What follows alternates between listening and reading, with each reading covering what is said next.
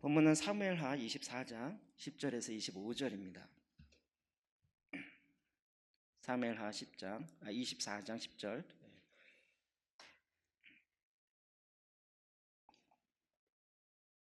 조금 빠른 템포로 해서 좀 길지만 그래도 다 읽겠습니다. 시작.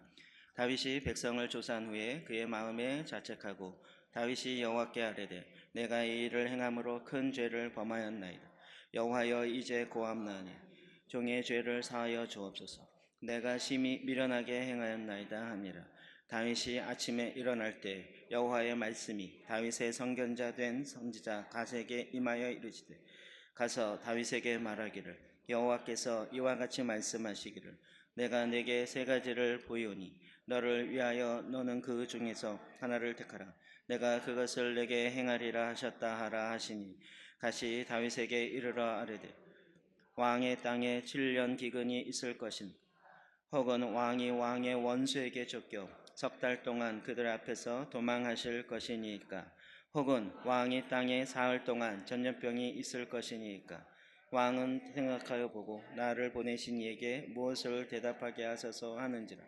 다윗이 갓에게 이르되 내가 고통 중에 있던 청하건대 여호와께서 긍휼히 우리가 여호와의 손에 빠지고 내가 사람의 손에 빠지지 아니하기를 원하노라 하는지라. 이에 여호와께서 그 아침부터 정하신 때까지 전염병을 이스라엘에 내리시니 단에서부터 부엘세바까지 백성의 죽은 자가 7만 명이요 천사가 예루살렘을 향하여 그의 손을 들어 멸하려 하더니 여호와께서 이 재앙 내리심을 일으키사 백성을 멸하는 천사에게 이르시되 족하다 이제는 내 손을 거두라 하시니 여호와의 사자가 여보스 사람 아리우나의 타작마당 곁에 있는지라. 다윗이 백성을 치는 천사를 보고 또 여호와께 아뢰어 이르되 나는 범죄하였고 악을 행하였거니와 이 양무리는 무엇을 행하였나이까. 정언대 주의 손으로 나와 내 아버지의 집을 치소서 하니라. 이날에 같이 다윗에게 이르러 그에게 아뢰되 올라가서 여부스 사람 아리우나의 타작마당에서 여호와를 위하여 제단을 쌓으소서 하며 다윗이 여호와께서 명령하신 바 갓의 말대로 올라가니라. 아리우나가 바라보다가 왕과 그의 부하들이 자기를 향하여 건너옴을 보고 나가서 왕 앞에 얼굴을 땅에 대고 절하며 이르되 어찌하여 내 주 왕께서 종에게 임하시나이까 하니 다윗이 이르되 내게서 타작마당을 사서 여호와께 제단을 쌓아 백성에게 내리는 재앙을 그치게 하려 함이라 하는지라. 아리우나가 원하건대 내 주 왕은 좋게 여기시는 대로 취하여 드리소서. 번제에 대하여는 소가 있고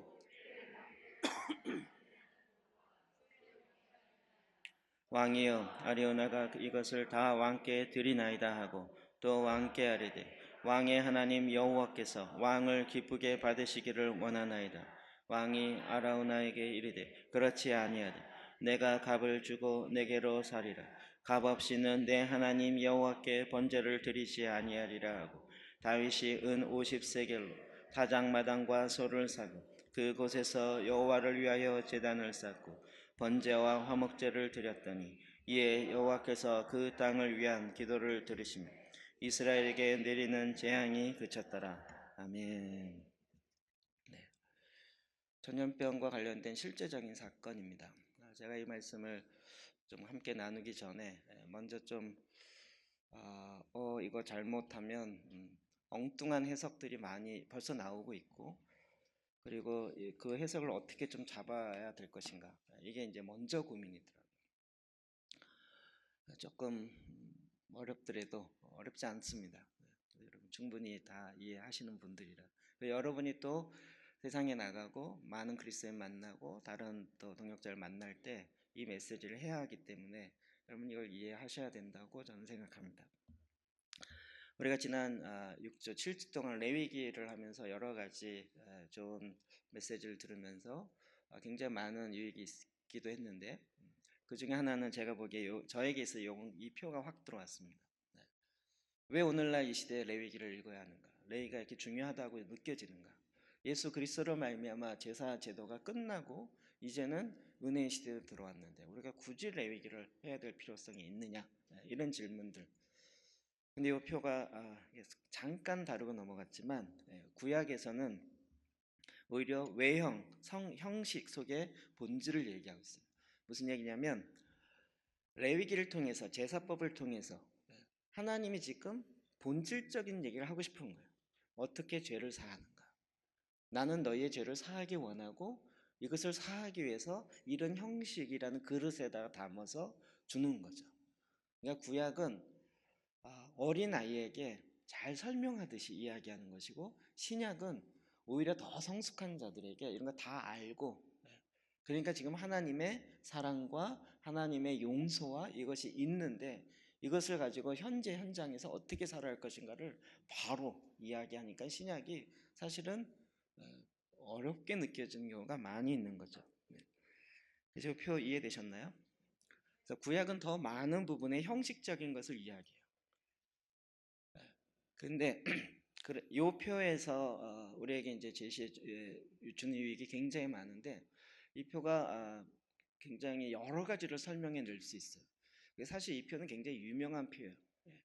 제가 조금 말씀을 적용하는 부분에 이 표를 적용해 보면 성경에서 얘기하는 성경은 항상 그냥 무슨 경전처럼 그냥 뚝 나오는 것이 아니라 그 정황과 시대적 상황, 인물 그런 것에 대한 설명을 충분히 하면서 이야기를 하는 거예요. 그러니까 성경이 어느 시대의 사건, 역사적 사건을 근거로 이야기하기 때문에 성경은 늘 상황을 전제로 하고 있어요. 그러니까 우리가 구약을 읽으면서 어려운 건 그 상황을 모르니까 그런 거죠. 도대체 선지자가 어느 왕 때, 어떤 나라에서, 어떤 상황에서 이런 예언을 했는지를 상황을 모르니까 그 예언의 강력한 그 메시지가 안 들어오는 거였죠. 그러니까 구약을 보려면 그 상황에 대한 좀 공부가 필요한 거죠. 그런 상황 속에서 메시지를 하고 있어요. 이 표로 좀 자, 그러면서 우리가 지금 우리에게 있는 숙제는 뭐냐면 자, 그러면 오늘날 우리의 상황 속에서는 이 메시지를 어떻게 전하고 어떻게 이 메시지를 받아야 할 것인가? 이 설교학에서 얘기하는 해석학에서 얘기하는 조음김을 이야기하는 여기서는 이런 아주 간단한 C장조로 이야기했어요. 누구나 다 아는. 그런데 이제 시대가 바뀌면서 조가 본질은 바뀌지 않으면서 조가 바뀐 거예요. 음이 달라졌어요. 근데 멜로디는 그대로 있는 거예요. 이해되시나요? 우리 보통 키를 높인다 했잖아요. 뭐 구원하심이 키를 높이시다면 구원하심이 이렇게 높이면 갑자기 곡의 분위기가 확 달라지는 것처럼. 그러니까 지금 이 신약의 메시지와 구약이 그래서 이게 함께 연결되어 있다는 거죠. 그렇기 때문에 구약은 지금 오늘 우리가 보려고 하는 이 다윗의 전염병이 심판했던 이 상황은 그 상황이 이야기하는 것이 있다는 거예요. 그리고 그 안에 하나님이 뭘 이야기하세요? 하나님이 이걸 통해 이 사건을 통해서 하나님이 하고자 하는 메시지가 있다는 거예요.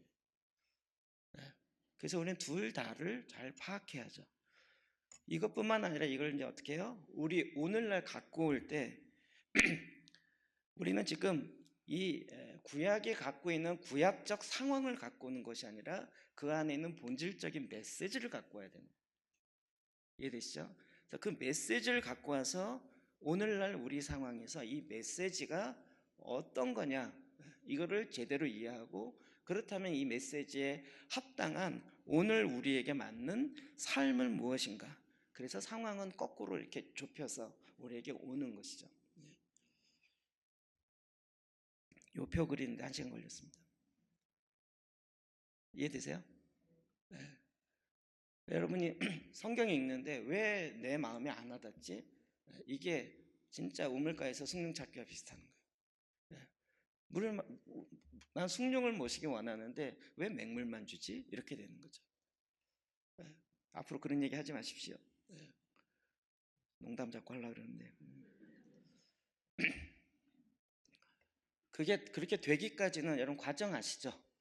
밥을 해야 되고 밥을 다 퍼내고 거기다가 누룽지에다가 물을 붓고 다시 또 끓여야 되고 그리고 그 끓인 것을 식혀서 마셔야 숭늉이 되는 것처럼 여정이 있는 거잖아요. 그러니까 우리는 너무나도 쉽게 딱 말씀을 갖고 제일 많이 하는 오류가 뭐냐면 지금 요 작업은요 굉장히 중요한 그 성경을 해석하고 적용함에 있어서 굉장히 중요한 거예요. 근데 제가 월요일날 우리 파주에서 정말 어떻게 해서 보혈기도 세미나를 6주를 갑작스럽게 하게 됐어요. 그래서 이제 월요일날 가서 강의를 하고 조장님 통해서 이렇게 강의 피드백을, 저도 이제 처음 보혈기도를 어, 저희 교회에서 보혈기도 학교를 저희에서 안 하고 파주에서 제일 처음으로 시작하게 됐어요. 한국에서 처음으로. 파주에 뭔가 역사 있을 것 같아요. 그래서 저도 궁금하니까 이제 조장님 통해서 어떤 피드백이 있는지를 좀 이렇게 봤는데, 대충 내용은 이런 거예요. 왜 보혈기도를 해야 되는가? 우리는 그동안 지금 나와 있는 많은 분들은 보혈기도를 영적 전쟁의 차원에서 많이 했어요. 병을 고치는데 강력한 예수 그리스도의 보혈의 능력이 있다. 원수와 전쟁할 때 보혈기도가 가장 능력 있는 기도다. 그러니까 늘 본인이 갖고 있는 영적 전쟁이나 혹은 뭐 치유나 이런 쪽에다가 보혈기도를 갖다가 놓고 사용하는 거예요. 근데 여러분 아시죠? 보혈기도 왜 만들어진 게 된 거죠? 속사람이 성장하기 위해서 이거잖아요.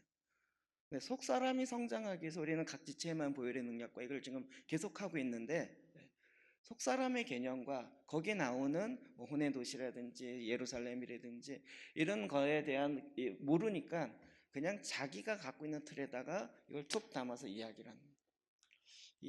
이걸 깨려면 어떻게 할 것인가? 그래서 왜 보혈 기도를 해야 되는지에 대한 배경을 전 굉장히 크게 이야기했어요.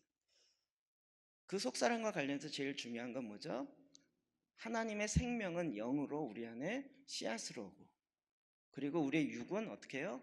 이 땅과, 영은 하나님과 소통하고 우리의 혼은 사람과 소통하고 우리의 육은 이 세상과 피조물과 소통하게 돼 있는 거죠. 그래서 범죄하기 이전의 인간은 조화와 균형을 이루고 있는, 그리고 소통을 나눔에 있어서 어디하고도 소통 나누는데 어려움이 없는, 그렇게 우리를 만들었다는 거예요. 근데 범죄함으로 영이 끊어지면서 생명이 끊어지고 결국 뭐에 타격이 왔어요?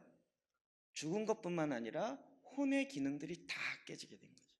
그런데 예수 그리스도를 믿음으로 말미암아 생명이 왔는데 그 생명은 무엇으로 와요? 씨앗으로 온다. 그러면 그 씨앗을 담고 있는 이제 우리의 기능, 혼의 기능들이 하나씩 하나씩 다 회복하는 과정을 가야 된다. 그래서 우리의 생각하는 거, 느끼는 거, 의지가, 생각하는 것이 어두움에 있고 느끼는 것이 상처 쪽으로 가고 있고 의지가 묶여 있으니까 이게 안 풀어지는 거예요. 그래서 두렵고 떨림으로 구원을 이루어야 됩니다. 그리고 혼의 기능을 다시 회복해야 됩니다. 이 얘기를 이렇게 잠깐 했는데 피드백이 처음 듣는, 평생 처음 듣는.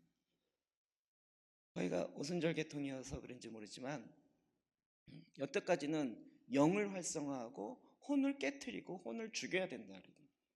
혼의 생각은 죽여야 되고 영의 생각, 그 얘기가 뭔지 제가 잘 알아요. 근데 거기 착각하는 것은 육의 생각을 죽여야지 혼을 죽이면 난리가 나는 거예요. 혼의 기능이 생각하는 기능부터 이게 살아야 되는 거예요. 근데 이게 지금 깨져 있기 때문에 하나님이 아무리 부어주셔도 그릇이 깨져 있으니까 집에서 새는 쪽박 밖에서 새듯이 은혜를 받아도 이 혼이 죽어 있고 깨져 있고 망가져 있으니까 하나님의 은혜를 부어줘도 담아지지가 않는다는 거죠. 그러고 보니까 우리의 혼을 어떻게 회복해야 될 것인가에 대한 얘기가 그동안 별로 나와 있지 않았어요. 그래서 어떤 사람은 계속 지금도 영을 활성화해야 된다. 물론 맞아요. 틀린 얘기 아니에요. 그런데 그 영을 활성화하면서 영을 담고 있는 기능의 역할을 하는 혼, 지정의는 어떻게 회복될 것인가? 이거를 다루는 내용이 거의 없어요. 근데 자꾸 착각하는 거예요. 영과 혼의 생각을 찔러 쪼갠다. 그래서 혼의 생각은 악한 것이 이렇게 하는데 혼의 기능은 다시 살려야 됩니다. 그러니까 지금 어떤 분이 그런 피드백을 했어요. 50년 동안 계속 영을 활성화하고 혼을 깨트리고 죽이려고 계속 기도했다. 이게 그냥 저 같은 사람은 하도 여러 단체를 가고 여러 교파를 가니까 좀 쉽게 잘못 적용하는 케이스가 이게 정리하면 좀 쉽습니다. 일반적으로 뭐냐면 이것도 비판이라고 생각하지 마시고 그냥 참고하시면 좋겠어요. 그 카리스마틱 쪽은 성경을 볼 때 문자적으로 보는 경향이 되게 많아요. 문자적해서 말씀을 문자 그대로 봐야 된다. 근데 보수주의 계통은 주로 말씀을 상징적으로 보는 게 되게 많아요. 그러니까 늘 성경 같은 성경을 보더라도 해석함에 있어서 딱 부닥쳐요. 보통 말씀을 문자적으로 보면서 대부분 1대1 대응을 하는 거예요. 여기에 뭐가 나왔다. 그러면 오늘날 뭐냐 이렇게 되는 거죠. 그러니까 오늘 이번에 이 전염병 사건도 처음에 그런 얘기가 나왔어요. 저도 농담 삼아 그런 얘기했지만 시진핑이 잘못했으니 하나님이 그를 심판했다. 전염병으로 치신 거다. 이렇게 이야기하는 거죠. 그래서 그 상황 속의 메시지를 오늘날 상황으로 갖고 오면서 좋은 김을 하지 않고 문자 그대로 갖고 와버려요.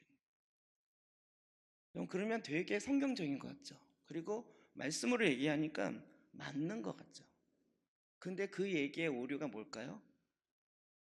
그렇게 되면 시진핑은 뭐가 되는 거예요? 다윗이 되는 거예요. 시진핑이 다윗이냐고요. 지금 이 나라 문재인 대통령이 잘못해서 하나님이 전염병을 주었다. 하나님이 심판하셨다. 이렇게 되면 지금 문재인 대통령은 다윗이 되는 거예요.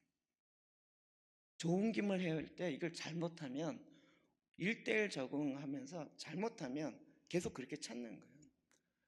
그러니까 계속 그런 쪽에서는 오늘날 666이 누구냐, 적불성은 누구냐 1대1 대응해서 이 알레고리칼 해석을 하고 그 알레고리칼 해석을 하는 거를 굉장히 신비한 쪽으로 가면서 유대 신비주의로 오순절 계통이 계속 많이 연결되어 있는 거예요. 이런 위험성과 경고는 우리가 그동안 많이 얘기 들었어요. 그러면 보수적인 교단은 괜찮냐? 괜찮지 않고 아예 상징으로 바꾸니까 그냥 지금 이런 상황도 아유 지나갈 거야. 지나갈 거야. 또 우리는 또 언젠가 또 해결할 수 있고 능력이 있어. 하나님이 다 줄 수 있어. 그리고 대부분 자고 있는 거죠. 별로 문제의 경각심을 못 갖는 거예요. 하나님이 이런 상황 속에서 지금 이때 영적 전쟁을 보면 이게 사탄의 공격이다 이렇게 보는데 그러면 하나님은 뭐 하고 계시는 거예요? 하나님은 잠잠히 가만히 계세요. 이런 일 앞에 야 움직이면 안 돼, 나가면 안 돼, 마스크 쓰고 집에 가만히 있어야 돼. 그게 하나님의 일하심일까요? 그럼 초대교회를 보십시오. 초대교회 그 박해 가운데서도 하나님은 일하셨죠. 우린 지금 뭘 더 얘기를 많이 해요? 얼마나 박해를 받아서 화형당해 죽고 사자밥으로 죽고 이 얘기보다 더 많이 하는 건 그 가운데 순교하면서 이겼다는 거죠. 하나님의 경륜을 더 얘기하는 거죠. 그러니까 오늘도 마찬가지죠. 오늘도. 오늘 이 시대에 사탄이 어떻게 물론 공격하고 하지만 하나님의 경륜이 무엇일까에 대해서 적어도 우리 제사장들은 하나님 앞에 나가 그걸 받고 그걸 근거로 해서 기도하기 시작해야 되는 거죠. 근데 그것이 없이 기도하기 시작하니까 상황을 잡고 기도하게 되고 말씀을 잡는다고 했지만 내가 원하는 말씀을 잡으면서 그냥 쉽게 1대1 적용하면서 그냥 성경에 근거했다라는 이유 하나만으로 얘기하는데 말도 안 되는 얘기가 나옵니다. 그러니까 틀렸다라는 이야기가 되게 많이 나옵니다. 그래서 여기서 우리가 분별력이 필요하다는 거예요. 제가 왜 이게 2주 동안 골치 아픈지, 그러니까 제 마음속에서 이 기도 제목을 딱 보면서 와 진짜 하나님이 주시는 방향이다. 이게 확 꽂히는 게 없어요. 네가 만들어라 막 이럴 텐데 저도 이제 끙끙거리는 거죠. 요즘에 계속 지금 오늘 네 번째인데 저희 주일날 저희 교회 한 것까지 하면 하나님 주신 경륜이 뭘까? 그러면 성경 속으로 들어가야 되지만 그 가운데서 이걸 어떻게 끌어낼 것인가를 우리가 굉장히 지혜롭게 그리고 제대로 된 조옮김을 해야 되는 숙제가 저와 여러분 가운데 있는 거죠. 여기까지 이해되시죠? 어려운 건 넘어갔습니다. 자, 오늘 상황은 여러분 잘 알듯이 다윗이 인구조사를 해서 이로 말미암아 하나님이 징계했던 상황이에요. 1절부터 1절만 한번 읽어봅시다. 1절만 시작.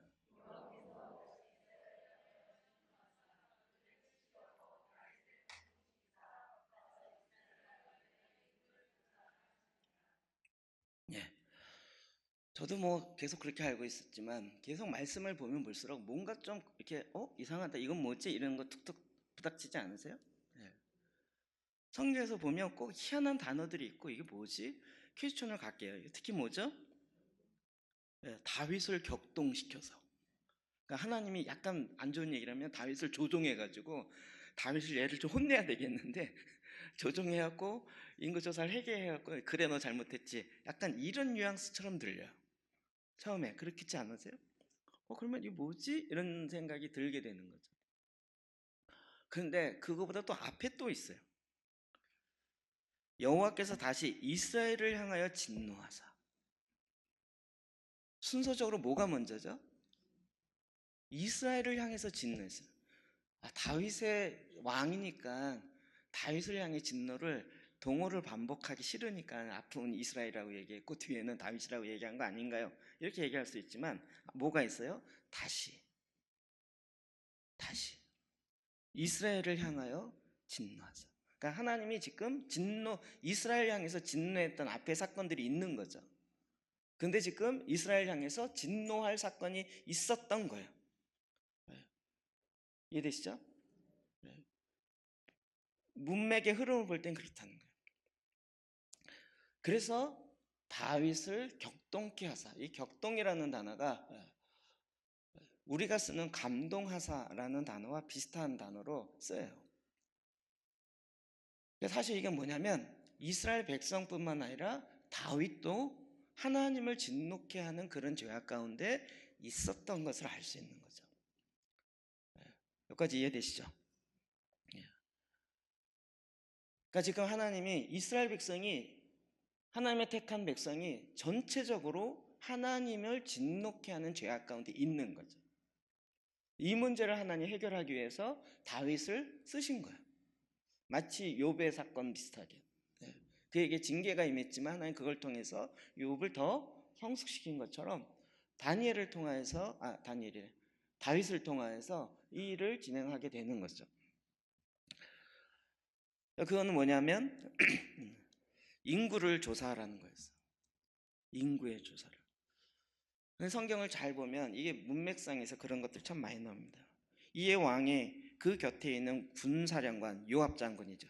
요압에게 이르되 너는 이스라엘 모든 지파 가운데 다니며 이제 단에서부터 부활 새벽까지 이 단어 익숙하시죠?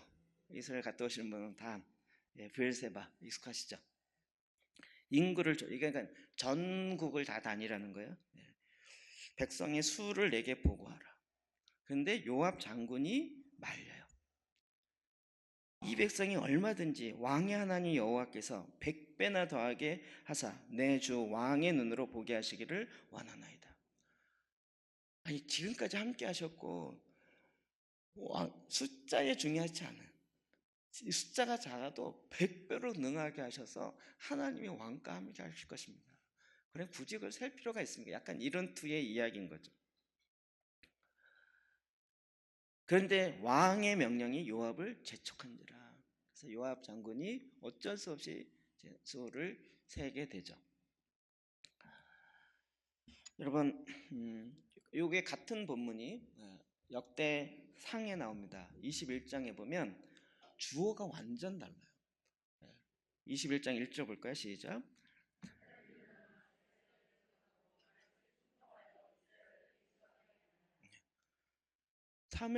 사무엘하에는 하나님이 이렇게 얘기하고요. 역대상에는 사탄이 그랬다는 거예요.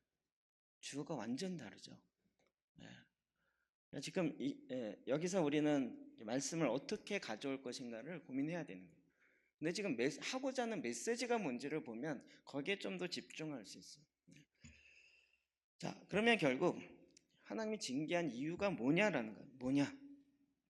10절에 보면 다윗이 자기의 죄를 인정해요. 그러면서 고백하고 있어요. 10절 볼까요? 시작.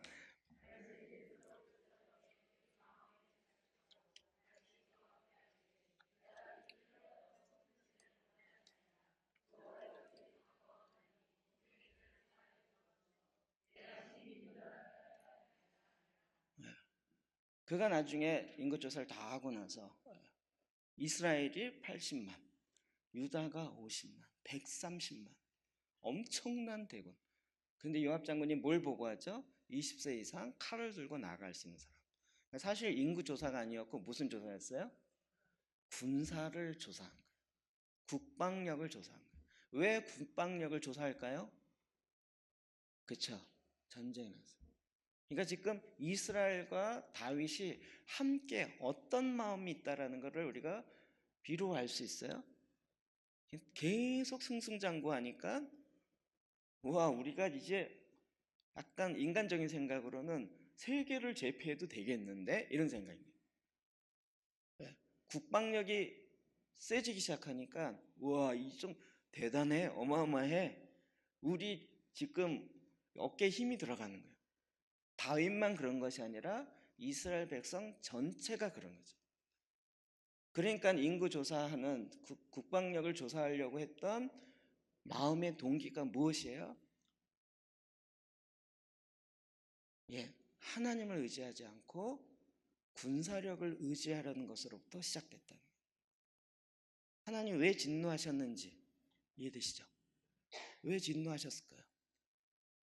그럼 이게 그냥 그럴 수 있지 뭐 이것 가지고 이렇게까지 막 7만 명이나 죽이고 하나님 너무하신 거 아니야? 아니 인구 숫자 좀 셌다고 너무 심한 거 아니야? 우리 이런 의구심을 할 수 있잖아요.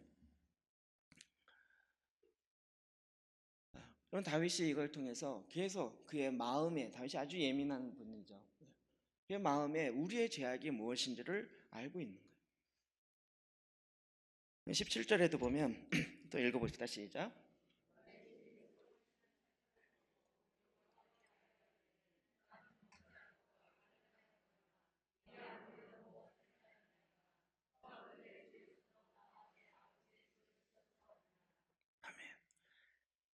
이스라엘 백성들이 7만 명이나 죽으니까 다윗이 하나님께 가서 주님 나를 치십시오. 우리 가정을 치십시오. 이 백성들이 무슨 죄가 있습니까? 라고 아비의 마음으로 이야기했지만 이 백성들도 다 그 하나님을 의지하지 않고 있었던 것에는 같은 범죄에 들어가 있는 거죠. 그럼 이 다윗의 상황 속에서 하나님의 메시지가 무엇인가를 지금 뽑아내는 거예요. 이해되시죠? 지금 이 문제는 누구를 의지하느냐의 문제였다는 거예요. 누구를 의지하느냐. 다윗이 그냥 인구수를 셌다. 이거를 훨씬 뛰어넘어서. 그럼 성경의 많은 부분에 하나님이 이 얘기는 굉장히 계속 많이 하고 있어요. 뭘 의지하지 말고 뭘 의지해라. 그쵸? 이사야 31장 1절 볼까요? 시작. 도움을 구하려 애굽으로 내려가는 자들은 화했을지 그들은 말을 의지하며 병거의 많은 것 마병의 심히 강함을 의지하며 이스라엘의 거룩하신 이를 앙모하지 아니하며 여호와를 구하지 아니하는. 아멘. 왜 애굽으로 내려갔어요? 쳐들어오니까 애굽이 병거가 많고 말이 많으니까 그걸 의지하자. 글로 내려갔대요. 그런데 그 얘기는 뭐냐면 하나님을 의지하지 않는다는. 아우 좀 믿음이 없고 상황이 그러니까 어쩔 수 없지. 우리는 자꾸 이 정도로 이야기를 하려고 하는데 그럼 이것이 갖고 있는 그 죄의 중함이 정말 큰 거죠. 결국은 이게요, 힘이 세지고 가진 게 많아지면서 점차 나도 뭔가를 할 수 있어 라는 쪽으로 바뀌기 시작해요. 그러면 하나님 의지하는 것보다 내가 할 수 있는 것이 무엇이 있다라는 것으로 가기 시작하는 거죠. 그래서 하나님이 왕이 아니라 내가 왕이 되기 시작해요. 여러분 고린도전서 4장 8절 이 말씀 그냥 참고만 합시다. 시작. 너희가 이미 배부르며 이미 풍성하며 우리 없이도 왕이 되었다. 아멘. 이미 배가 불러서 왕이 되었다. 자, 요 말씀을 우리 상황으로 딱 갖고 와서 우리 상황에 맞춰서 적용하면 어떤 적용이 나오는지 아시겠어요? 어떤 상황인지 이해되시겠어요? 왜 이런 징계가 있어요?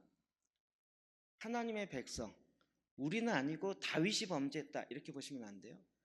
그럼 지난번에 고린도전서 10장에 이 이야기를 하고 있죠. 10장 5절에 그러나 그들의 다수를 하나님이 기뻐하지 않으셨으므로 그들이 광야에서 멸망을 받았느니라. 이러한 일은 우리의 본보기가 되어서 이스라엘이 광야에서 있었던 이스라엘의 역사에서 있었던 모든 사건들은 다 뭐예요? 우리의 본보기가 된다. 우리로 하여금 그들이 악을 즐겨하는 것 같이 즐겨하는 자가 되지 않게 하려 함이니 그들 가운데 어떤 사람 같이 너희는 우상 숭배하는 자가 되지 말라. 기록된 바 백성이 앉아서 먹고 마시며 일어나서 뛰논다 함과 같으리라. 그들 중에 어떤 사람은 음행하다가 하루에 2만 3천 명이 죽었나니 우리는 그들과 같이 음행하지 말자. 구약에 있는 사건들은 다 어떤 거예요? 우리에게 본보기가 되는 거예요. 그러니까 지금 이 다윗의 이 사건은 어떤 거예요? 우리에게 본보기가 되는 거죠. 그 본보기를 그냥 1대1로 다루면 우리 인구 조사하지 말자 이렇게 한다는 거예요. 다윗 같은 인간이 없게 하자 이렇게 된다. 근데 그 얘기가 아니라 이게 나에게 본보기가 되는 그 사건이라는 거죠.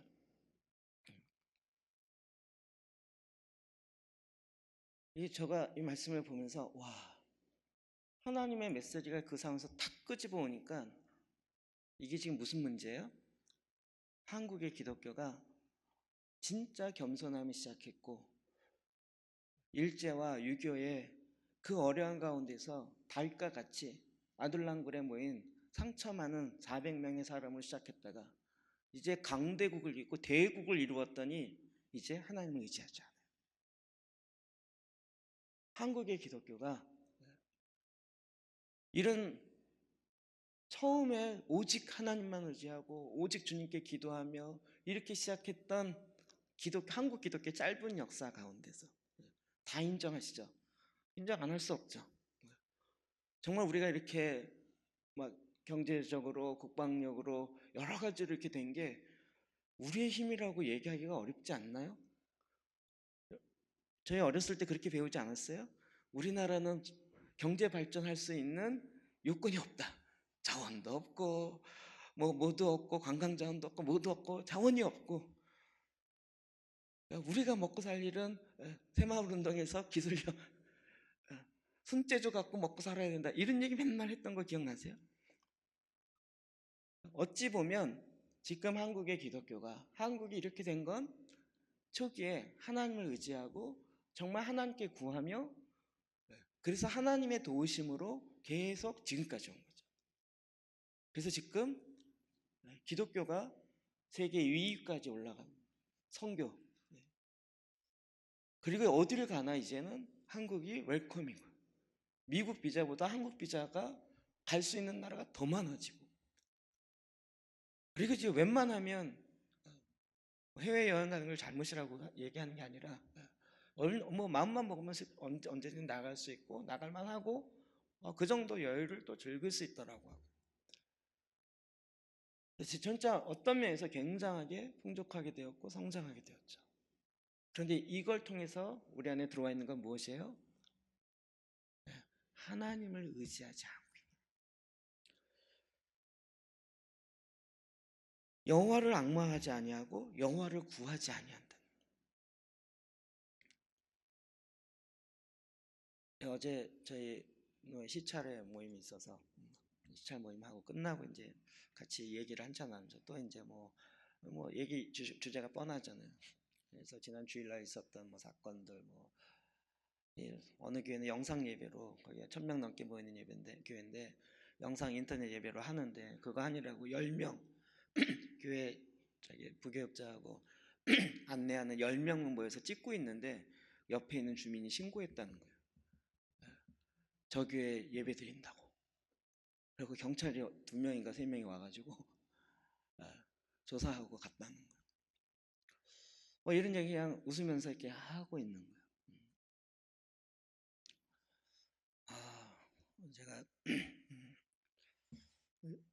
얘기를 안 했어요, 저는 이제. 계속 이제 얘기만 듣고 이렇게 듣고 얘기를 안 하게 되더라고요. 음, 뭐 상황이라는 거 여러분 잘 아시죠? 지금 이런 상황. 어젯밤에도 어느 목사님이 또한 진짜 한 1년 만에 전화 와서 이런 어려운 일이 있으면 왜 그런지 제가 생각난대요. 이럴 때는 어떻게 기도해야 되는지 당신은 어떻게 하고 있냐고. 뭐 이러면서. 아, 예. 리더 모임 하고 있어갖고 길게 통화를 못했는데 저도 이제 그게 고민인 거죠. 고민인 거예요. 주님께 나가서 계속 구하는 거죠. 근데 지금 우리의 초점은 그러니까 뭐 일반 언론이 문제다, 누구의 문제다 이런 거 말고 이 상황을 지금 하나님의 경륜으로 딱 이야기하는 그 메시지가 뭔지를 그게 안 들리는 거죠. 그래서 어젯밤에 제가 이거 진짜 또 1시 반까지 본문도 갖고 씨름하면서 워낙 또 찾아야 될 부분이라 이 말씀은 결국 다윗이 인구조사했기 때문이라기보다는 그 마음의 동기가 뭐였어요? 하나님을 의지하지 않고 인간의 힘을 의지하는 쪽으로 바뀌었다는 거예요. 지금 이 이야기가 한국 교회와 저와 여러분에게 하나님의 메시지를 주어질 때 아닙니다라고 얘기할 수 있는 사람이 과연 누가 있을까요? 나는 그렇지 않습니다. 이 전염병 가운데서도 하나님이 날 지키시고 이기십니다. 이렇게 얘기할 수 있는 사람이 누가 있을까요?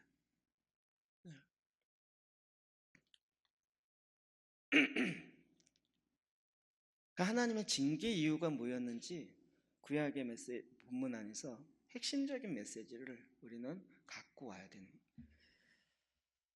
그럼 이것이 무엇이냐? 하나님 왜 그토록 징계하셨는가? 역대하 7장 14절 말씀 우리가 너무나도 잘 알죠. 만일 내 백성이 겸비하여 죄에서 떠나서 겸비하여 스스로 기도하며 주의 얼굴을 구하면 하늘에서 내가 듣고 그 죄를 사하고 이 땅을 고칠지라. 우리의 트랜스포메이션의 아주 핵심적인 메시지. 그게 이제 14절. 만일이라는 게 앞에 딱 붙죠. 그 앞에 이제 전염병 얘기가 12절, 13절 나오죠. 근데 제가 성경을 그 본문을 지난 주일날 이렇게 쭉 보면서는 그 너무 우리 많이 봤던 본문인데 조건절이잖아요. 그런데 그 다음을 쭉 보니까 19절부터는 전혀 다른 이야기를 하시는 거예요. 그러나 그럼 이게 오늘로 얘기하면 이거죠. 성전 봉헌하는 성전 봉헌 감사 예배. 예. 그러면 우리 가서 축복하잖아요. 축복하고 이 성전 짓게 된 거 너무 감사하고 수고하신 분 공급해주고 뭐 축하하잖아요. 이 교회가 정말 하나님 나라의 기둥과 같이 될 것이고 막 이러면 축복하잖아요. 근데 어느 분이 메시지를 하면서 정말 여기서 기도하면 하나님이 응답하시고 들을 것입니다. 그러나 너희가 만일 돌아서서 내가 너희 앞에 둔 내 율례와 명령을 버리고 가서 다른 신들을 섬겨 그들을 경배하면 내가 너희에게 준 땅에서 그 뿌리를 뽑아내고 내 이름을 위하여 거룩하게 한 이 성전을 내 앞에서 버려 모든 민족 중에 속담거리와 이야기거리가 되게 할 것이다. 이런 격려사를 했다면 이 격려사일까요? 이 뭐 저주에 가까운 것처럼 그렇지 않을까요? 솔로몬 성전 그 으리리하게 정말 세계 최고로 그걸 지고 사람들이 다 그 규모에 감탄하고 있고 그런데 그 앞에 축사하면서 정말 이 성전에 내 눈과 귀가 있고 여기서 기도하면 내가 들을 것이고 이 성전을 향하여서만 기도해도 내가 응답하겠다 이렇게 앞에 잔뜩 얘기했는데 19절에 그러나 우린 역사를 알죠. 이 솔로몬 성전을 통해서 앞부분의 역사가 더 많이 일어나요? 뒷부분의 역사가 더 많이 일어나요? 하나님 지금 무슨 얘기하고 싶은 걸까요? 이렇게 귀한 성전 거기다 내 눈과 귀를 여기다 집중해서 여기서 하는 기도에 내가 집중할 거다. 그런데 집중할 것 같아요? 안 할 것 같아요? 네, 그러나 너희가 내 율례와 명령을 버리고 시편 119편의 율례, 규례, 규칙, 이런 여러 가지 내용들이 의미를 담고 있어요. 율례와 명령이라고 할 때 특히 말씀을 사랑하는 차원에서 표현할 때 그렇게 표현한다고 그래요. 그러니까 말씀을 사랑하지 않고 다른 신들을 경배하면 뽑아버리겠다.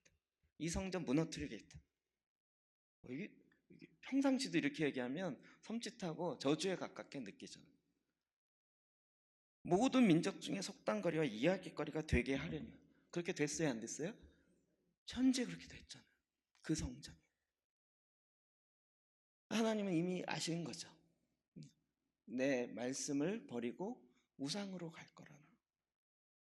그러니까 좋은 얘기만 해주신 것이 아니라 경고성 얘기도 하신 거예요. 왜냐하면 그렇게 갈 인간들이기 때문에.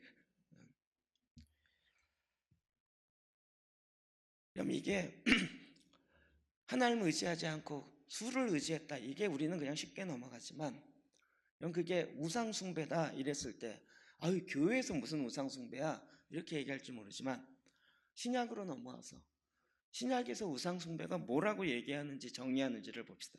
골로새서 3장 5절 시작. 그러므로 땅에 있는 지체를 죽이라. 곧 음란과 부정, 사역과 악한 정, 탐심은 우상숭배니라. 탐심은 뭐라고요? 우상숭배니라. 오늘날 교회 안에 탐심이 있을까요, 없을까요? 이렇게 물어보는 것 자체가 유치한데, 특히 자본주의 교회 안에 이 탐심이 있을까요, 없을까요? 오히려 그 탐심이 응답되는 걸 하나님의 축복이라고 얘기하는 경우가 있을까요, 없을까요? 그 얘기는 결국 뭘까요? 이 성전이 우상숭배한다. 이 얘기에 한국교회가 아닙니다, 우리는 오직 하나님만 사랑합니다 라고 과연 말이라도 할 수는 있을까요? 저도 그게 안 돼요. 저야 뭐 워낙 좀 안 좋은 인간이라 우리가 그런 거죠. 지금 하나님은 뭐라고 진단하는 거예요? 왜 이런 전염병의 사건이 일어나는지 내가 주는 메시지는 너희가 지금 우상숭배를 하고 있다는 거예요. 그러니까 지금 언론이나 뭐 기독교나 여기서 저기서 나오는 이것 때문이다, 뭐 중국 때문이다, 뭐 때문이다 이야기하는 그 모든 것이 사실은 하나님이 상황 진단한 것이 아니고 사람이 상황 진단한 거예요. 우리가 ACM 교재 배웠던 거 기억나시나요? 상황 분석을 누가 해야 돼요? 하나님이 하셔야죠. 상황 분석을 잘못하니까 거기에 따르는 답이 오는 거죠. 거기에 따르는 답이 오는 거예요. 중국 때문이다 그러면 중국을 막아야 된다 이렇게 얘기하고, 아니다 뭐 전염병 신천지 때문이다 신천지를 잡아야 된다 이렇게 얘기되는 거잖아요. 상황 분석이 어떻게 하느냐가 굉장히 중요한 거죠. 우리는 상황 분석에 대해서 그냥 휙 넘어들이고 받아들이고 나중에 결론만 갖고 막 이렇게 열불 내는데, 사실은 하나님이 어떻게 상황 분석하느냐라는 거죠. 갈라디아서 5장. 그러면 이 탐심 어떻게 해야 되는가? 24절, 26절까지 봅시다. 시작.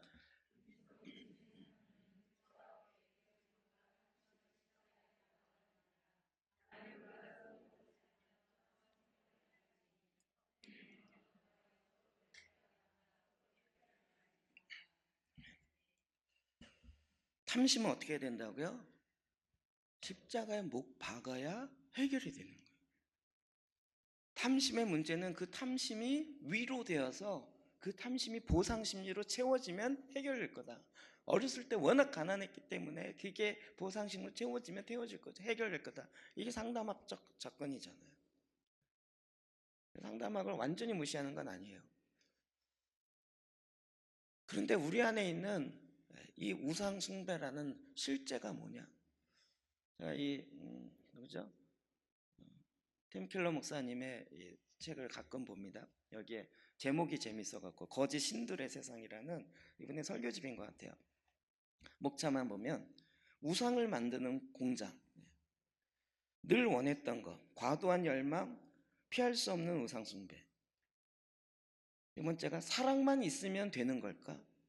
이 세상이요 지금 사랑이에요. 근데 그 사랑이 있으면 과연 본인이 갖고 있는 근본적인 문제가 해결될까요? 사랑이 우상숭배된다라고 딱 정확하게 이야기하고 있어요. 오늘 연속극 뭐마다 다 사랑을 추구해요. 행복을 추구하고, 근데 그걸 추구하는 마음의 동기가 뭐냐면 하나님의 방법이 아니라 내가 보기에 힘있어 보이고 되게 좋아 보이는 쪽으로 내가 그 사랑을 추구하겠다는 거예요. 돈이면 귀신도 부리는 세상. 제목만 읽어드리는 거예요. 돈이면 안 되는 게 없는 세상. 모든 게 다 돈으로 계산되어지는 이 세상인 거죠. 성공의 유혹, 성공해야 된다라는, 뭐 큰 교회를 비판하고자 하는 게 아니라 일반적으로 한국교회 대부분은 다 고지로, 높은 고지에 꼭대기에 1등을 해야 사회에 영향력을 미친다는 거예요. 그러니 열심히 공부하고 실력을 길러서 사회에 1등을 해라는 거예요. 되게 성경적인 얘기인 것 같지만, 그러면 꼴찌 하는 그리스도인은 의미가 없어요. 어차피 1등은 한 명인데 꼴찌 하는 그리스도인은 아무 의미가 없을까요? 어제도 어느 목사님 전화 와서 잠깐 얘기하는데 그분은 늘 큰 교회 문제점을 지적하세요. 큰 교회 이게 문제고, 큰 교회 이번에 너무 대처를 잘못했고, 예배를 너무 빨리 포기했고, 다시 어떻게 회복할 거냐. 어제도 그 얘기죠. 목사님들 모여서 하라 그래서 했는데, 이게 한 2주 정도 하면 끝날 줄 알았는데 몇 주 갈지 모르는 거잖아요. 이게 한 달 후면 다시 원상복귀 될까요? 그것도 아무도 그 한 달 후에 다시 복귀할 수 있게 해줄게 이런 얘기할 수 있는 사람은 아무도 없어요. 이 상황으로 2달 가면 어떻게 될까요? 처음에 워낙 이게 막 긴급하게 몰려오니까 그냥 그러다가 그래, 사회적 책임을 감당하는 차원에서 교회가 더 이상 전파되지 않도록 예배를 가정으로 온라인으로 다 하자. 저희 교회 온라인 시스템이 안 돼요. 저는 제가 생각할 저희 교회를 조그만 교회라고 생각하는데 대부분 안 그렇게 얘기하시더라고요. 2주 전부터 계속 온라인 시스템을 해보려고 그러는데 뭐가 안 돼요. 핸드폰 갖고만 해보자 그러는데 아직 못했어요. 만약에 온라인 시스템을 하면 저에게 온라인 예배 못 드려요. 각자 알아서 드리세요 이래야 돼요. 한국 교회 중에서 온라인으로 예배할 수 있는 교회가 몇 프로 될까요? 제가 농담 삼아 이야기했어요. 월요일 아침 딱 되니까 기사가 딱 뜨더라고요.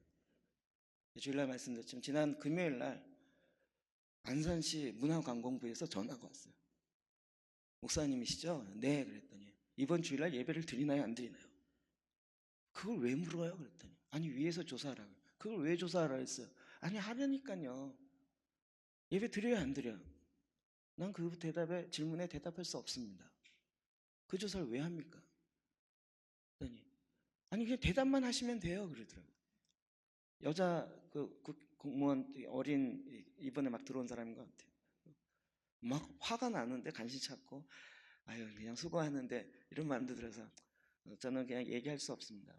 말할 수도 없고 말하고 싶지도 않고 그런 조사하는 것 자체가 이제 그렇다는 거지 알았어요. 그렇다 끊더라고요. 근데 월요일 아침에 딱 경기도에서 조사했는데 이번 주일날 예배 드리는 교회가 56%, 7%인가 딱 통계났어요. 우와, 이 통계 어떻게 나왔을까요? 안산에 지금 900개 교회가 있는데 그걸 다 조사해서 했을까요? 이러면 또 괜히 의구심 갖고 또 이상하게 하니까.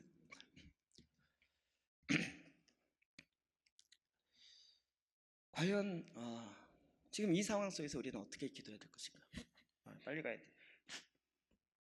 주님은 뭐라 하냐면 지금 다른 문제가 아니라 제 안에 너무 크게 들려온 건 세상의 다른 뭐의 문제가 아니라 그게 뭐 가설이든 무슨 시나리오든 아니면 뭐 음모설이든 그런 거에 상관없이 지금 하나님이 우리에게 주고자 하는 메시지는 너희의 마음이 탐심으로 가고 있다.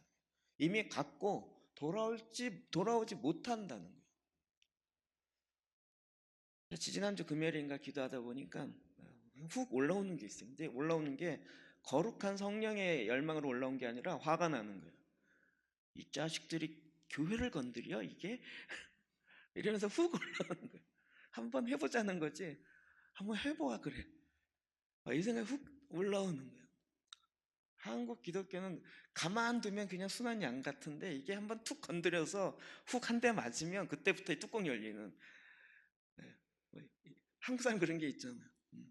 지금 순한 양처럼. 네. 저기 미국의 CNN이 대고 와갖고 취재하면서 깜짝 놀랐잖아요.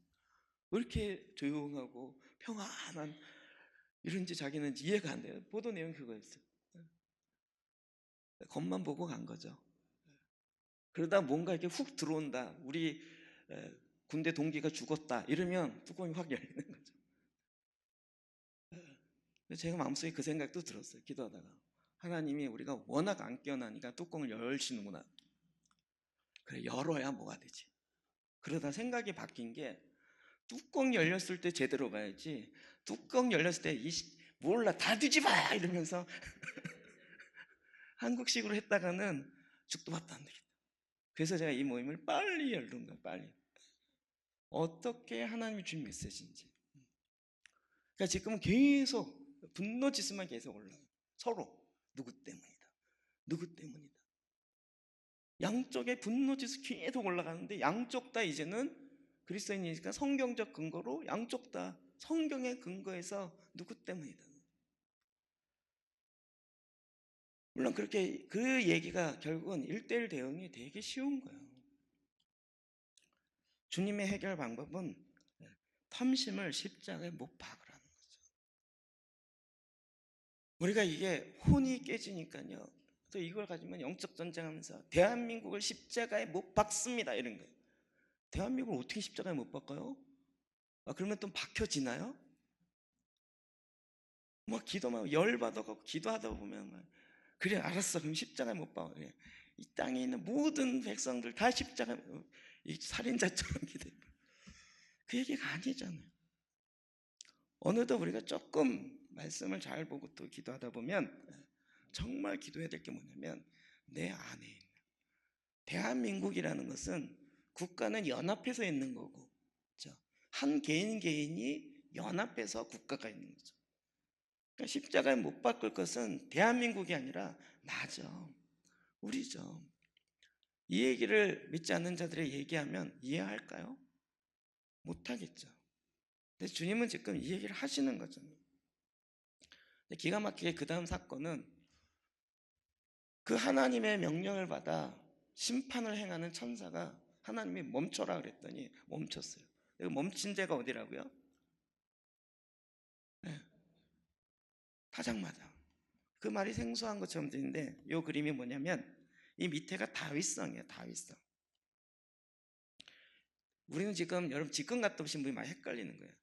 이 위쪽에 지금 솔로몬 성전과 그 이슬람 모스크 있고 그러니까 거기 중심으로 생각하는데 그렇게 된 게 아니라 다윗성부터 차지하기 시작했잖아요.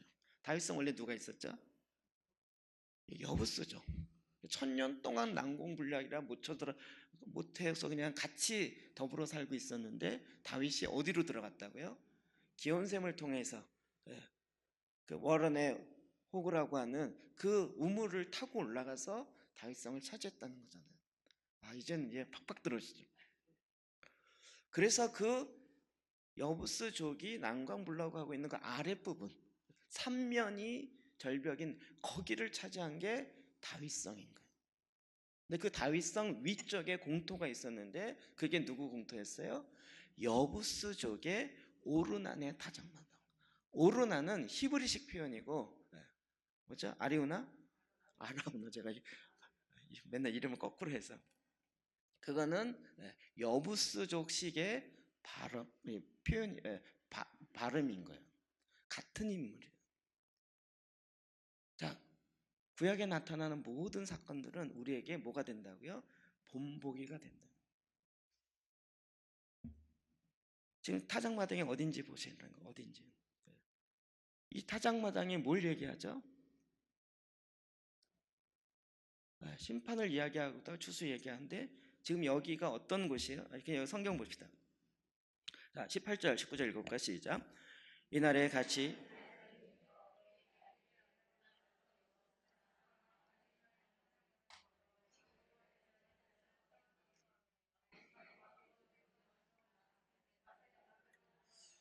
표현이 정확하죠. 이게 누구 땅이에요? 여부수 사람 아라우나의 타작마당. 그러니까 거기는 공터였어요. 성전 짓기 전에는 공터였어요. 거기다가 제단을 쌓으라고 선견자 갓을 통해서 선지적 이야기가 된 거죠. 다윗이 여호와께서 명령하신 바, 이게 뭐예요? 하나님이 지상을 줬어요. 이 전염병을 해결하기 위한 하나님, 선지자의 이야기였지만 그 선지자는 하나님의 말씀을 듣고 한 얘기. 그러니까 다윗이 듣게 나도 하나님의 음성 들어 이렇게 한 게 아니라 이 말씀은 하나님의 명령으로 대언되었다라는 것을 그가 받은 거죠. 그래서 그것에 올라가는 거예요. 근데 거기가 어떤 곳인지 설명을 하고 있어요. 역대하 3장 1절 보면 솔로몬이 예루살렘 모리아 산에 여호와의 전 건축하기를 시작하니, 그것은 전에 여호와께서 그의 아버지 다윗에게 나타나신 곳이요 여부스 사람 오르난의 타작마당이 다윗이 정한 곳이라. 이해되시죠? 거기가 어디라고요? 솔로몬이 성전을 지은 곳이요. 모리아산. 그리고 모리아산이라고 얘기된 건 어디라고요? 아브라함에 의해서 이삭을 바쳤던 그곳. 그러니까 이 세 가지가 다 같은 장소. 이해되시죠? 3일길을 가서 아브라함이 자기 아들 이삭을 하나님께 드렸던 그 모리아산, 거기가 바로 오르난의 타작마당이었어요. 거기에서 제단을 세우라 라고 주님이 말씀하신 거예요. 그리고 거기에 바로 솔로몬 성전이 세워진다고요. 세 군데가요, 한 지명을 시대에 따라서 지금 다르게 표현하고 있는 거예요. 하나님 뭐라고 그러셨어요? 그곳에서 여호와를 위하여 제단을 쌓고 번제와 화목제를 드렸더니 이에 여호와께서 그 땅을 위하여 기도를 들으시며 이스라엘에게 내리는 재앙이 그쳤더라. 거기서 뭘 했어요? 제단을 세울 뿐만 아니라 거기서 제단 세우고 번제와 화목제. 자, 레위기 공부하셨으니까 번제는 뭐죠? 다 태워서 드리는, 뭘 의미해요? 온전한 헌신. 화목제물은요? 화목제사는 기쁨을 나누면서 화목하기 위한 거죠. 그러니까 거기서 지금 무슨 제사를 드렸어요? 하나님께 온전히 헌신하는 것과 그 다음에 다시 화평케 하는 화목제를 겸하여 드린 거죠. 우리는 그냥 제사 드렸다 이렇게 느낄지 모르지만 이게 의미하는 바가 뭔지를 이해되시겠죠. 주님 앞에 다시 온전하게 드려집니다. 하나님, 내가 번제를 통하여 하나님께 온전한 제사로 내 마음과 우상 숭배했던 탐심을 여기에 올려놓습니다. 각을 뜨고 죽입니다. 십자가에 못 박는 것처럼. 근데 그 오르난의 타작마당이 바로 또 뭐예요? 예수님이 십자가에 못 박힌 그곳이죠. 뭐 장소가 많냐 내자 하고 울타리 아니잖아요. 요한일서 4장 10절 시작. 사랑은 여기 있으니 우리가 하나님을 사랑한 것이 아니요 하나님이 우리를 사랑하사 우리 죄를 속하기 위하여 화목 제물로 그 아들을 보내셨습니다. 예수 그리스도를 화목 제물로 보내셨던. 그러니까 그 오르난의 타작마당에서 제단을 쌓고 거기서 번제와 화목제를 드렸다는 것은 이 갑자기 모든 게 다 들어가요. 이삭을 드렸어요. 그것과 같은 의미고 성전을 세웠다는 것과 같은 의미고 예수 그리스도가 십자가에 못 박혀서 화목 제물이 되어서 하나님과 우리와 우리끼리 화평케 되었다라는 그 장소가 똑같은 거예요. 그러면 하나님이 뭐라고 얘기하고 싶은지가 너무 명확해지지 않나요? 이게 서라운드예요. 세 방향으로 같은 얘기를 표현을 이렇게 달리하고 저렇게 해서 계속 얘기하는 거예요. 하나님 우리에게 하고자 하는 메시지, 우리 지금 그걸 들어야 되는 거잖아요. 그곳에 화목 제물이 필요하고 화목 제물이 있어서 화목 제물로 인해서 이 전염병이 멈춰지는 일이, 일단 이게 하나님 나라의 법칙이었잖아요. 여태까지 하나님도 그 법칙을 깨지 않으시고 그곳에 예수 그리스도를 화목 제물이 되게 하셔서 우리의 죄를 속하셨다는 거죠. 우리의 영의 죄뿐만 아니라 우리가 갖고 있는 하나님을 버리고 다른 우상을 따랐던 그 모든 죄악을 어떻게 해결해요? 화목 제물을 통해서 십자가로 해결하셨다는 거죠. 그것을 우리에게 본보기가 되게 하셔서 이 사건을 우리에게 한 겁니다. 또 한 가지는 뭐죠? 그래서 오르난에 타작마작을 가는데 왕이 오니까 이 여부스족의 아라우나가 뭐라 그래요? 다 준비했습니다. 왕이여 오시기만 하십시오. 내가 소도 준비하고 나무도 준비하고 다 준비했으니 그냥 오셔서 다 쓰시고 다 하십시오. 오히려 나에게 영광입니다. 이렇게 이야기하는 투잖아요. 그랬더니 다윗이 뭐라 그래요? 아니다. 나는 번제의 대가를 지불해야 된다. 여러분 이 여부스죠. 되게 호의를 베푸는 것 같지만 사실은 뭐예요?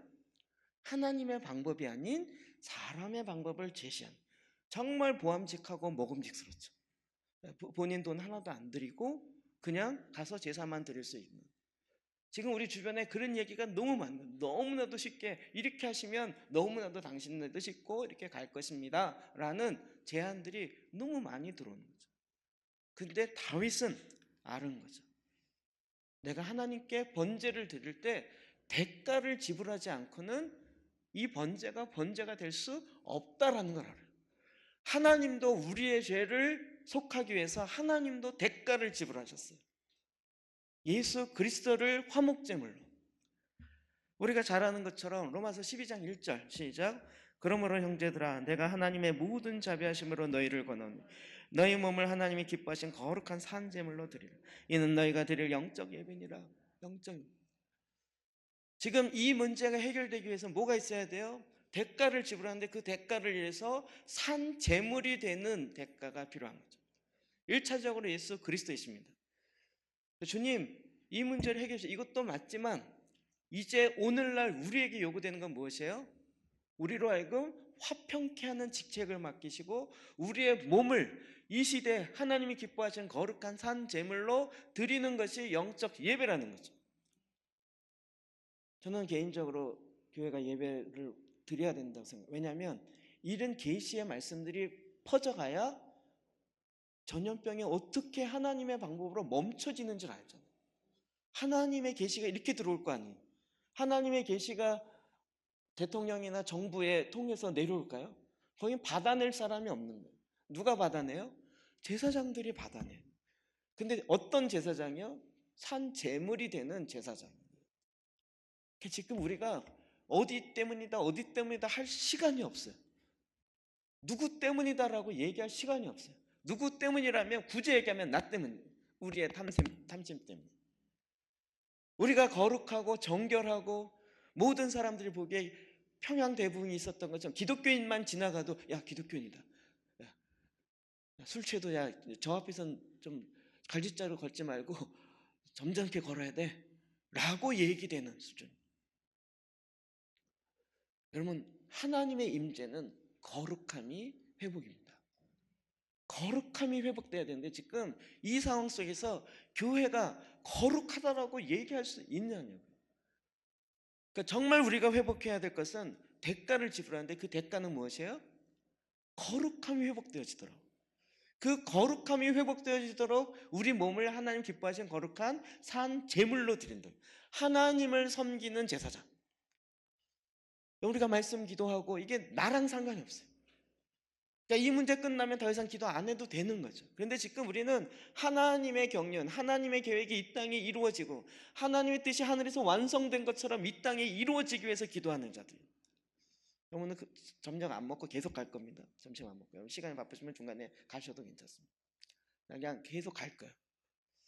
밥 때문에 자꾸 끊어지니까 뭐 아무것도 못 하겠더라고요. 잘 된 것 같아요. 교회 중에 식당 운영하는 나라는 우리나라밖에 없더라고요, 주로. 밥 먹는 것 때문에 뭘 못해요. 성령도 임하다가 멈춰야 돼요. 아예 그러지 않기로 해서 너무 좋아요. 거룩한 산 제물로 드려라. 이게 지금 그러면 이 나라의 죄악들, 본인의 죄뿐만 아니라 이 나라의 죄악을 감당할 수 있는 사람이 과연 누구겠냐고요.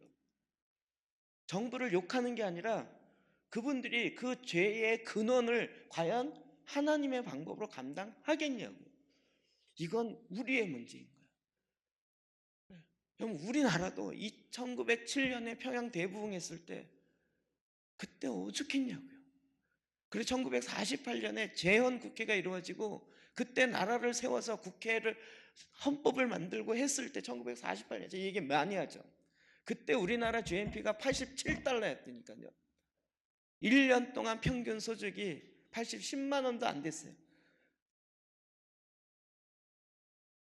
세계에서 꼴찌에서 두 번째였다고요. 그러니까 윤영 목사님이나 재헌 국회의원이 기도하면서 정말 말도 안 되는 상황에서 하나님의 은혜로 시작했고, 그것을 마치 다윗이 유대 광야에 쫓겨다니다가 400명의 아둘람굴에 모여있는 진짜 상처받은 사람을 통해서 하나님의 은혜로 말미암아 하나님의 나라를 이루는 것에 쓰임 받은 거죠. 그러니까 제가 보기엔 요압 장군이 그 얘기를 한 거예요. 아니 인구가 군사력이 30만 명 아니어도 하나님이 우리 400명으로 시작해서 이 강대한 나라를 이루셨지 않습니까? 그런데 왜 지금은 못한다고 생각하고 그 수에 연연한다? 저는 오히려 이 생각이 요즘 막 이거 보면서 바뀌고 있어요. 우간다 그랬거든요. 교회에서 아예 독재 정권이 일어나가지고 그러면 늘 교회가 반대하니까 교회를 폐쇄했어요. 그랬더니 교회가 가정에서 예배드리면서 가정재단이 생겼단 말이에요. 그럼 교회를 폐쇄하면 어떻게 될까요? 중국 상황이요. 네, 지하교회가 확 일어났어요. 생명력 있으면 그렇게 되지 않겠어요?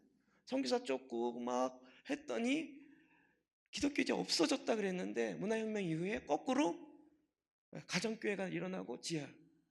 그러고 보니까 초대교회는 다 가정에서 시작했다니까요. 박해가 일어났더니 초대교회로 돌아갔어요. 묘한 현상 아닌가요? 그래서 이제 우간다에서 또 가정에서도 못 드리게 했더니 이제는 산으로 들어갔어요. 그래서 산기도 몰랐는데 한국에서 산기도 한대더라 이래가지고 우리도 산에 들어가서 기도하자 이래갖고 산기도를 하게 된 거예요. 하나님께서 지금 고난 가운데서도 저는 이게 도참 징계라고 볼 수 있죠. 근데 징계의 목적이 뭐냐? 10절만, 시간 없으니까 10절만 보면 봅시다. 시작.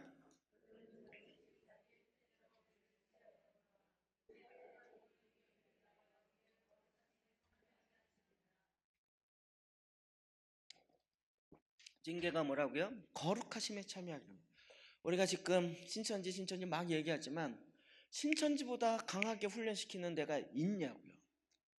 저 막 창피해서 죽겠어요. 신천지는 뭐 수단과 방법을 갈지 않고 그 목적을 이루기 위해서 24만 명, 한국에서 두 번째로 큰 교회라고 얘기하더라고. 어제 누가 목사님. 그러니까 그럴만해요. 24만 명. 게다가 강력하게 합니다. 아니 잘못됐다는 얘기를 떠나서 젊은이들 그렇게 가고 그렇게 세뇌시키고 그렇게 하는, 근데 왜 교회는 거기에 대응하지 못하고 그냥 안으로만 움츠러 들어야 되냐. 거꾸로 징계가 우리로 하여금 거룩함에 이르게. 지금 전염병이 옳으냐 징계냐 축복이냐 신천지를 드러내게 한 하나님의 일하심이었다, 이게 옳으냐 그러냐 이런 논쟁을 하자는 얘기가 아니고, 어쨌든 징계는 말씀에 의하면 그의 거룩하심에 참여하게 합니다. 하나님의 경륜은 제가 그냥 이런 메시지를 여러 가지 이렇게 보면서 하나님의 지금 일하시고자 하는 경륜은 한국교회를 새롭게 하고 싶어 하는 것 같아요. 지금의 모습 갖고는 신천지와 싸워도 이길 수가 없어요. 특히 마지막 때에는 과연 되겠냐고요. 살아는 남겠냐고요. 그리스도인으로 깨어나야 된다고 하지만 깨어나고 나서 뭘 해야 될지 모르고 혼을 다 깨트려야 된다고 생각하고 있고 육은 필요 없다고 생각하고 오직 영적인 거 가다가 초대교회 신비주의처럼 영주주의자처럼 정말 하나님께서 지금 이 시대에 다시 하고자 하는 것이 뭐냐? 요게 짧게 올 것 같아요. 짧게. 그렇지 않을까요? 뭐 바람이겠죠. 길면 어떻게 되겠어요? 예배 못 드리는 게 이렇게 가다가 덮어지고 갖고 1년이 지나도록 아예 정부가 예배를 못 드리게 됐다. 이렇게 갈 수도 가능성은 있겠죠. 근데 그걸 떠나서 하나님께서는 지금 이 시대에 이 말씀을 통해서 우리에게 본보기가 됐는데 결국 다윗이 어떻게 해요? 하나님 앞에 나가 타작마당에서 제단을 세우고 거기에 번제와 화목제로 하나님께 드렸더니 전염병이 그친지라. 우리가 제단에 대해서 워낙 잘 알고 많이 들었기 때문에 그래서 제가 이제 국가재단이라고 이게 이름 하기로 했어요. 이 일을 통해서 우리가 거룩한 산 제물로 드려진다. 무슨 순결하자, 무슨 그 봉사를 가자. 물론 그거 필요하다면 해야죠. 근데 지금 계속 우리에게 요구되는 거, 이 일로 인해서 하나님 앞에 나가서 기도할 자가 누구냐? 하나님의 경륜을 이 땅에 내릴 자가 누구냐? 그럴 자를 강력하게 찾고 그리고 그 지시사항으로 타작마당에 제단을 세우고 번제와 화목제물로 너희 몸을 하나님이 기뻐하신 거룩한 산 제물로 드리라. 한 끼 정도 안 먹어도 몸 드리는데 한 끼 정도 안 먹어도 괜찮지 않으세요? 몸은 드려도 한 끼는 드셔야 돼요. 너무 심각해서 제가 농담하는 겁니다. 계시록 3장 19절 시작. 무릇 내가 사랑하는 자를 책망하여 징계하는 그러므로 내가 열심을 내 회개하라. 지금 이를 청해야죠. 회개하라 그랬더니 또 1대1 뭘 회개할까요? 하나님의 메시지를 받고 어떻게 회개해야 될지 아니라 회개하면 또 나라를 위한 회개기도 하고 또 신사참배 회개하라 그러면 또 회개 패턴이 맨날 똑같아요. 그런데 정말 내 마음에 우리 안에 있는 우상이 탐심, 정욕과 탐심. 창세기 35장 3절에 오늘 새벽에 했던 기도제단 부분이었죠. 시작.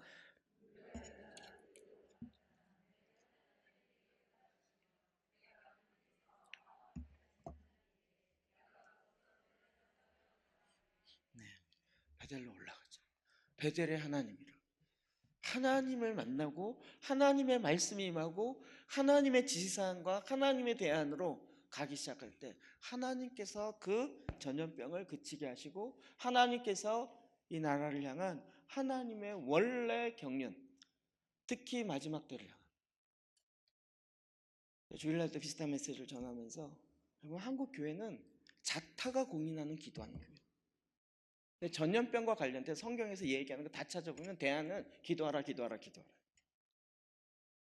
오늘날 뭘 기도할 것인가? 어떻게 기도할 것인가? 그것도 말씀을 찾아야 되는 거죠. 베델로 올라가는 언약으로 다시 돌아가야 돼요. 이번 주일날 하나님 그 말씀을 주셨어요. 여러분 모리아산에 그곳에서 이삭을 바치는데 하나님이 됐다. 내가 너의 마음을 알았다. 그래서 여호와 이레 하나님 세양을 준비하죠. 그러면서 축복하잖아요. 언약을 다시 확인해 주죠.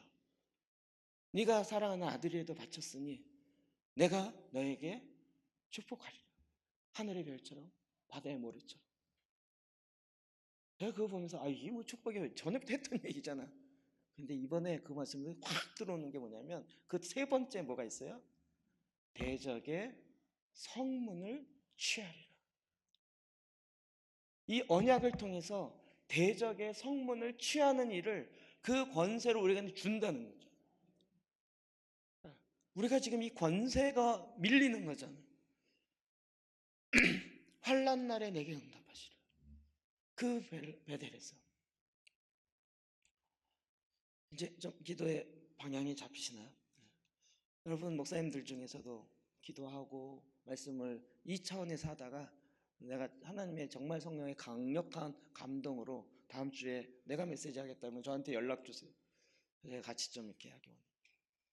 혼자 맨날 잠 못 자니까 저도 힘들어요. 같이 좀 합시다. 같이 기도합시다. 그래서 이제 정말 하나님이 주시는 경륜이에요.